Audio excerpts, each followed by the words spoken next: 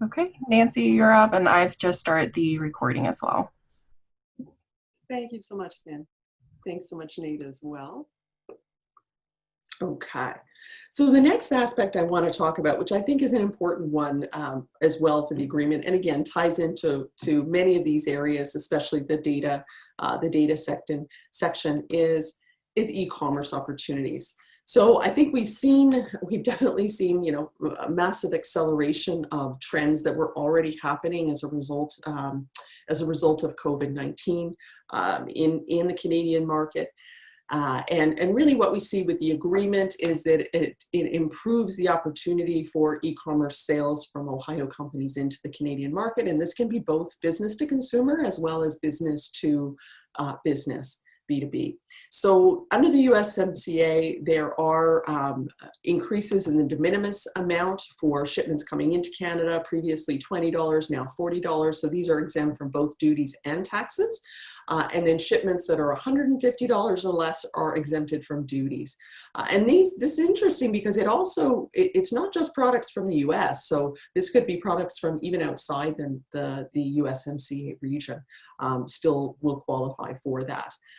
Now, shipments above $40 will still be subject to local GST, or goods and service tax, which is essentially our national VAT tax, and HST, which is the provincial harmonized tax, which some of the provinces have worked with the federal government to harmonize their retail sales tax and the goods and services tax. Now, it also, the e-commerce area prohibits customs duties on digital products, which I referenced earlier. So again, those are good areas or good opportunities to look at.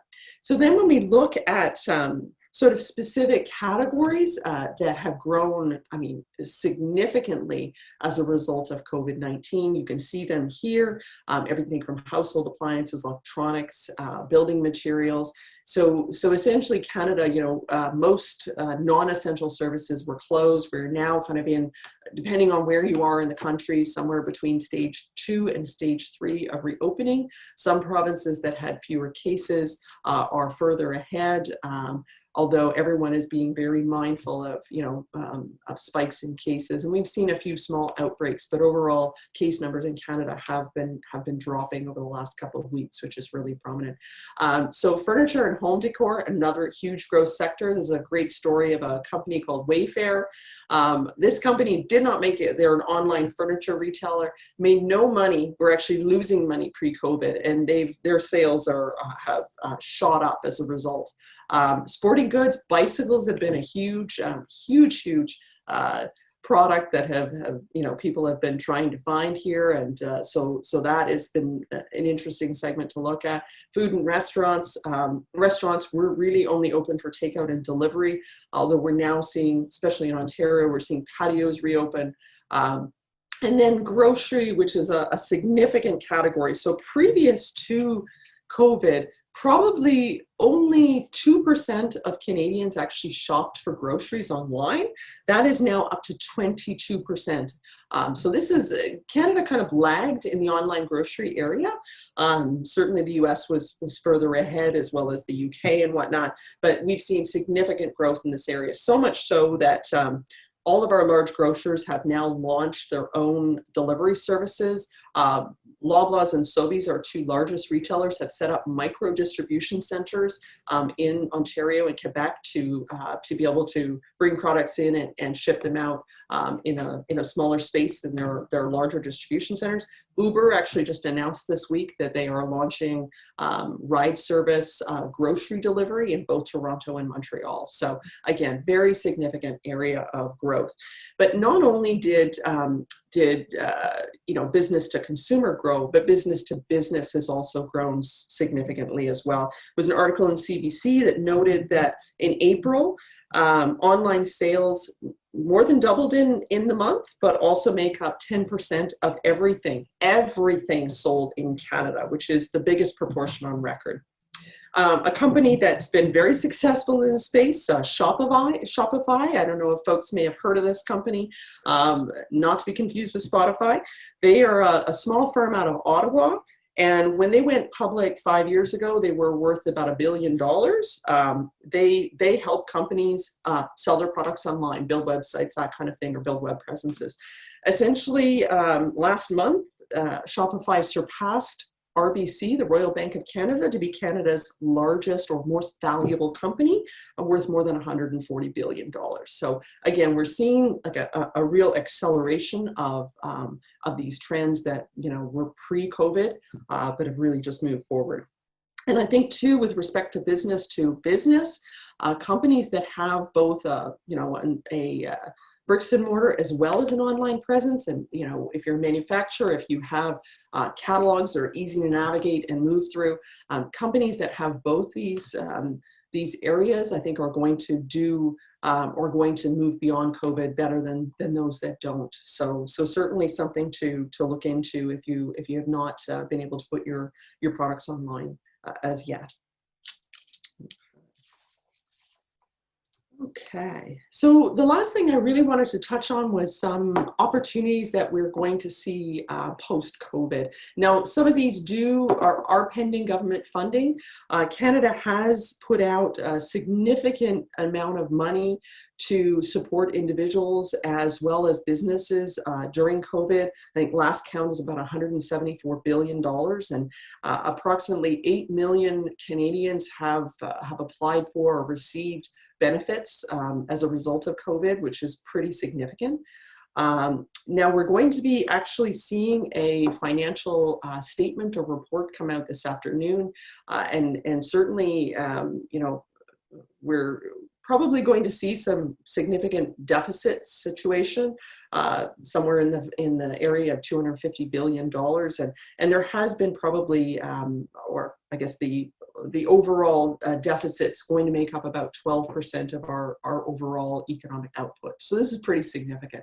But what we have seen with respect to infrastructure spending or promising, or I should say intentions, wastewater infrastructure is one that's really important. So this is wastewater as well as stormwater. The Insurance Bureau of Canada has identified that flooding is the most expensive aspect or insurance claim area of climate change. So this is an area that municipalities and provincial governments as well as federal governments are working on collaboratively to improve. Another area that's also important with respect and also sort of leaning towards climate change is the green building space. So we've seen a lot of investment and activity towards building management systems, green building. We currently have essentially the LEED standard, much like in the United States, but in some areas of Canada, we're moving forward to a net zero rating. Building in Toronto, the Scotia Plaza, was the first net zero rated building just announced last month. So again, this is an opportunity area, especially in the Internet of Things and smart building space. So that's something also encourage. Cybersecurity, which we talked about earlier, this is another area of investment and activity, especially in the financial services area. Another sort of a COVID-related opportunity is really the virtual healthcare solution space. And this is something that's really important. So when I talked about Canada being kind of regional economies, one thing to keep in mind is that essentially Canada has 10 single-payer systems. Single-payer healthcare systems. So we're universal care or universal primary care, but each province manages their own system. So not a lot of unity across these provinces, and really at this point in time, only one province really has a vital or viable electronic health record. And that's Prince Edward Island. So I think this is an area of significant growth, and again, I'll actually chat about an event that's coming up in Canada that might be interesting if companies are looking at this space. Another, when I talked about the size and vastness of Canada, one thing to keep in mind is that we have the longest coastline in the world, and part of this coastline is in the Arctic, which is now, the Northwest Passage is open pretty much all year round now because of warming. And so this is a massive area that needs to be surveilled and overseen, because there's a lot of activity there now and very few people. So it's an area that the government is focused on. And one sort of joint activity with respect to Canada and the United States is the essentially the North American Aerospace Defense Command, NORAD, is going to be replacing their North Warning System. And this project is essentially valued somewhere in the range of about $11 billion, and it will be a Canada-US joint project, a 40-60 split. And in that kind of vein too, another area that's quite interesting, so with the advent of online shopping and Amazon, etc., the drone space is also growing here. So drone traffic management, the traffic management services for remotely piloted aircraft, the RPAS. So Transport Canada has actually put out some calls looking for proposals from innovators that can help set requirements for what this deployment or what this sort of system will look like. So this is a really interesting space as well. One other area that I think is also interesting when we look at sort of infrastructure spending, there is a program that has been put in place and is funded to the tune of about $1.7 billion, is the Orphan Well Cleanup Project out in Alberta. So this is working with the province to clean up wells that have been left and whatnot. So this is another, I think, interesting, but also provides some opportunity for technologies in that space. So those are just some of the areas that I think we're going to see a real boost from post-COVID, or yeah, just in terms of other technologies and whatnot, or areas that are going to be growing. Okay. All right, so another aspect that USMCA addresses that was not addressed before, including a standalone, or includes a standalone chapter on small to medium-sized enterprises. And this really ties into many other things that I've already spoken about today. And this really, looks to ease the processes at the border, help to promote e-commerce exports with the de minimis changes and whatnot. With respect to intellectual property, promoting and protecting that for innovators. And it also promotes some opportunities in government procurement, although this really more reflects US and Mexico as opposed to US and Canada. But as I mentioned earlier, there are still opportunities in terms of bidding on federal government projects, and that has not changed. So as I say, everything really kind of ties in, because all three governments recognize the importance of the SME community with respect to imports, and making up such a significant amount of exports to all three countries. So as I said, the agreement really kind of promotes or looks to promote or underpin SMEs moving forward. So with respect to traveling, just as an update, at this point, the Canadian-US border remains closed until July 21st to non-essential travel, but that does not affect supply chain, trade, and business. So as I mentioned earlier, if you are coming in to do after-sales service or technical emergency service, there are still provisions to allow that. However, if you are coming into Canada, there is a 14-day quarantine period that is required, and the government is checking up on people that are entering Canada for these purposes. I mean, this does not apply to truck drivers or other related or healthcare workers, that kind of thing. But if you are coming in for family reunification, which there have been exemptions put in place in the last few weeks for that, you must indicate or demonstrate your quarantine plan and be able to let people know, or let the customs officials know where you're going to be and who you're going to be visiting, etc. And they will check up on you. So what we normally do when we're talking to Ohio companies and helping them find partners is we encourage them to come to events. And so obviously with respect to, oh my gosh, sorry, I'm gonna have to cut this really short. These are a few events that we recommend. A few have gone virtual. And the digital health event that I mentioned earlier, that one is one to look into. If anyone wants information on these events, I'm happy to provide it. Uh, okay, oops. All right, so lastly, just a brief overview of the kinds of services that we offer through the Ohio Development Services Agency, which you can see here, and my colleague Tom Bainbridge, who's also on the call today. He is my direct contact with these services and programs, so you can certainly reach out to him, as well as Thien and Nate, whom you've heard from earlier.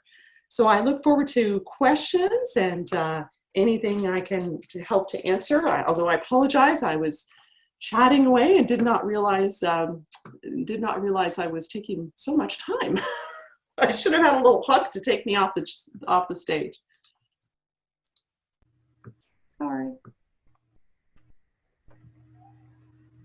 Thank you very much, Nancy, for that recap. But we do have a couple of questions here. This one comes from Aaliyah Owens. Are you able to tell us more about government procurement services that you mentioned earlier as a channel for exporting? Yeah, so Canada does have a pretty open, well, the federal government has an open portal called buyandsell.gc.ca. So US companies can register as a supplier, provide information and background, and also find, they can look through a specific nomenclature of codes for projects that are relevant for them and identify, previous awards, outstanding projects, that kind of thing. So it's actually a pretty good portal from that standpoint, because as I say, you're able to identify opportunities that are there, and you can register. You can also identify who may have won previous bids in those specific segments or related projects. And if you do want to work collaboratively with a company, you can find out who may, as I said, who may have won those bids previously and reach out to them. So. Oh yeah, so the government site is buyandsell.gc.ca. If I can type it in here. Before we move on to the next question, Nancy, I just want to reiterate the point. The state of Ohio contracts with you, and we have multiple representatives around the world, and this is a free service for any Ohio company. So we're happy to use this opportunity as an introduction if you've never used our contracting services before, but there's more information that we'll send out after this is recapped in an email form. If you'd like to inquire more or to speak with us directly about answering any questions that you had, or if you want to use the services offered through our contractors in Canada or anywhere else in the world. Let's see, there was a question earlier that was asked by Doug. Is there a reason why I would use USMCA versus most favored nations? I answered that in the chat, but I don't know if you want to comment on that. Yeah, that's a great question. And I think and you're right, if you have an MFN, why would you, or a zero rating under MFN, why would you bother with USMCA? I guess it depends on, whether there is any sort of benefit, even from a supply chain or whatnot, in terms of getting components and that kind of thing, of claiming the preferential treatment under the USMCA. As I say, I don't know. I know I've heard brokers say that they feel it is a benefit just because it sort of portrays you as part of the North American market from a supply standpoint. So there may be sort of an optics or if you're working with clients from Canada or from the US or Mexico to sort of have yourself positioned as a North American supplier, essentially. So that may be one reason to look at that, even though there is obviously a paperwork type component to it. Yeah. And just as before, we'd like to remind people that you should only ever claim your goods under USMCA if they are in fact qualifying, and it's not a requirement to enter goods into the three countries. So I guess maybe we should open it up if anyone else has had a question. Edward asked if Nancy has an email that they could ask a specific question. Since Nancy's services are contracted to the state of Ohio, we would actually ask that you contact myself then, or Tom Bainbridge, if you'd like to get in contact with Nancy. Sorry for the red tape, but since we're covering her bill, we would ask to to be the liaison. And in fact, if there's an opportunity for us to turn that into a project or something, the state of Ohio would be more than happy to get involved in and help pay for that project. I guess I'd invite you, if anyone has a question they'd like to unmute themselves to answer Nancy directly, we'd invite you to do so now. I think someone had asked about obtaining a CRN. I just see in the chat area. Yes, and Neil had asked a question. He works for a medical device company. He wanted to know whether or not you'd had any experience helping companies with the Canadian registration number. Yeah, and it really, it's an interesting thing because CRNs are different by province, right? So some provinces are more difficult to obtain a CRN. I know Alberta, I've had clients that have had a lot of challenges, specifically in products in the oil and gas industry, as an example. I mean, certainly we have some resources on obtaining a CRN. Sometimes it can be helpful to work with a consultant that does just that. But yeah, so that's been my experience, if that's helpful at all.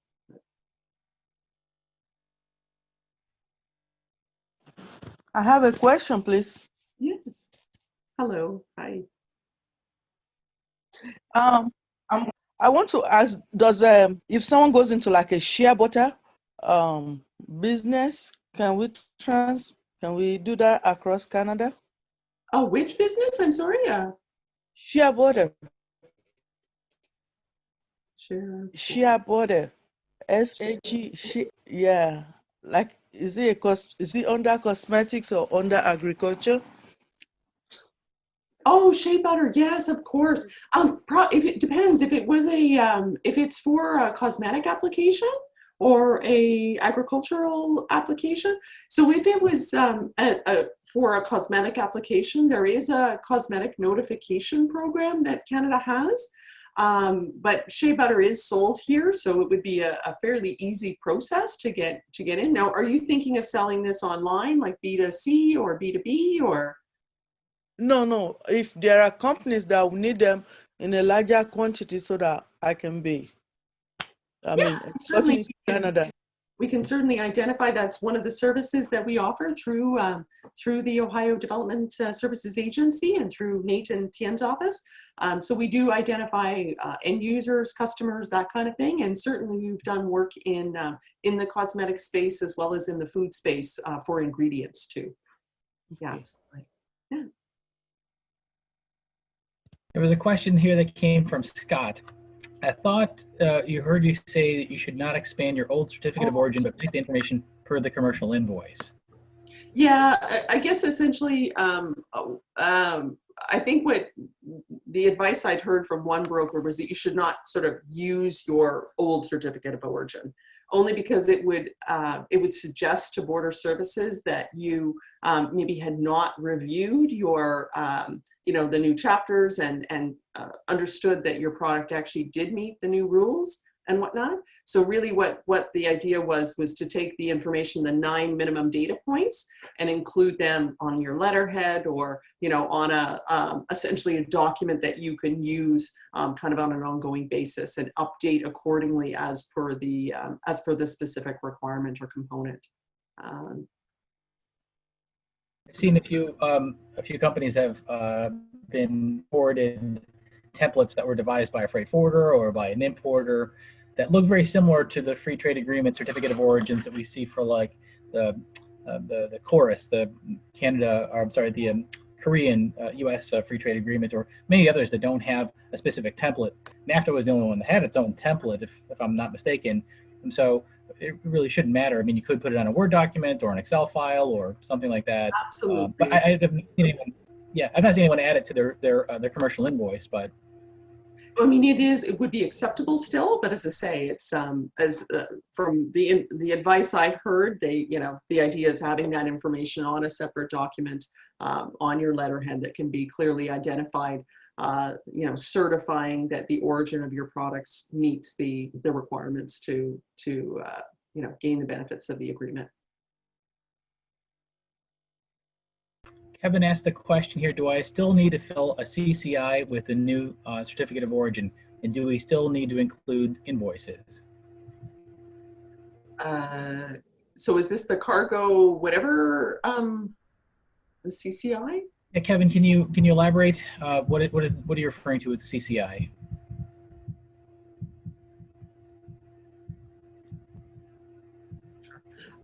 I mean, with respect to invoices, that would really be based on your own internal, your own internal financial. But again, at the same token, you still would require or would still be required to include the values, Canadian customs invoices. Yeah. Okay. That's a good question. I would anticipate yes, although I shouldn't swear to that, but I can certainly look into it and find out.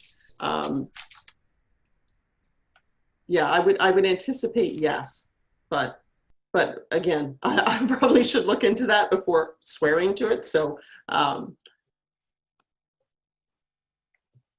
To be certain, as it said at the top of the program, we're going to capture all the questions that are asked here in the chat. And in the when we send out the link for this recording, we'll also have a recap for all the questions. And please feel free, after this presentation, if you have additional questions, if you'd like to email those to us, we can include that in our recap. So I know we're 5 minutes over time, right? So maybe if there's any other burning question that someone had, perhaps we should move to wrap. Yes, thank you so much everyone for joining us today. Don't forget, next Wednesday we do have another USMCA session featuring our the State of Ohio Mexico office, and then on the 22nd we'll have Dan Ujo, who is a trade attorney, will cover the session on the 22nd. So that information will also go out into the email with the recording and the Q&A. So thank you again, everyone, so much for joining us today. Thank you for your time. Thank you, Nancy, for all your good work. Appreciate everyone's time today. Thanks so much. Take care.